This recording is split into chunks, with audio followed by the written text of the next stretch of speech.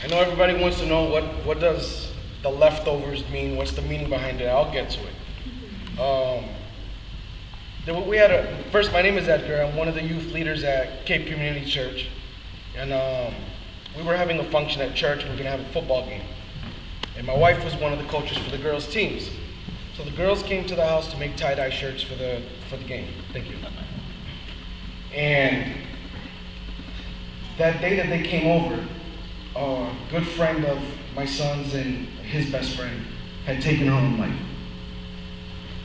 So it was a very sad moment, and my wife, in typical mother fashion, made her son go get his guitar and start playing some music. So no one knew that everyone that was there, all the girls that were there, were singers. And they start singing, and they start worshiping. And man, did God move in my house that day. It changed everyone. So they became a group. They would come to my house once a week, do a little small group, talk about God, do a little singing. And they became a group. And then they decided to name themselves. And my son's sitting there, and he comes up with the leftovers. First thing is I nod my head, and my son, of course, he come up with that. So what does it mean? The reason he came up with the name is everyone that was in the group that would meet on Mondays. By this point, it's grown to about 20 people, 20 teenagers. And the reason was everyone, well, not everyone, but most of the people that were in the group don't belong to a clique.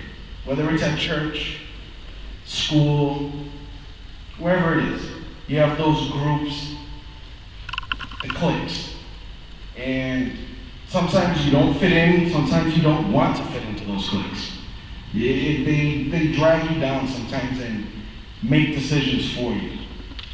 So here we are with a huge variety of teenagers that would never have come together if it wasn't for that horrible day where Leslie took her own life.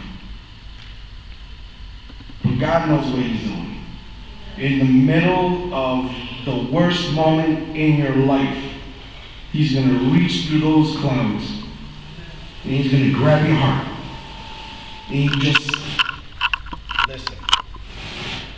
You just listen. Here, I'll put this down. And God took these kids and touched so many people and humbled them. I mean, they taught me things on how to deal with relationships with friends and how to hold yourself accountable to what comes out of your mouth. It's humbling and it's amazing. And they get closer and closer together. And I couldn't be any prouder. So, of course, the name Leftovers is, people are, what do you think of? Junk that's thrown off to the side, or, someone came and took all the good stuff and that's what's left over. All right, so then I started thinking, all right, if people are gonna ask questions, I have to have a good biblical church answer. So all right, Jesus came to save the Jews, they rejected Him. So who did He save? Whoever was left over. Okay, I got that answer down. But the more we talked about it, it was on a personal level. What could that mean in their life? What could it mean for not only them, but for anybody to call themselves a leftover? And if you look at every amazing story in the Bible, every accomplishment where God used someone to conquer an empire, whatever it was, He didn't use this big, strong, amazing man with all the knowledge and wisdom. No. What would He use? Little dude with a rock? An army of leftover men drinking out of the lake like savages? He used what was left over because it's unexpected. So what these kids did, they tuned into God. And when no one was expecting it, they taught all of us a lesson. All of us. And that's just surround yourself with people that are going to go in the direction that God wants you to go in. Not that you want to go in, that God wants you to go in. And as much as you don't want to go in that direction, do it. You would have gone in the wrong direction. You didn't want to go with your friends anyways. So that's the story behind the Leftovers.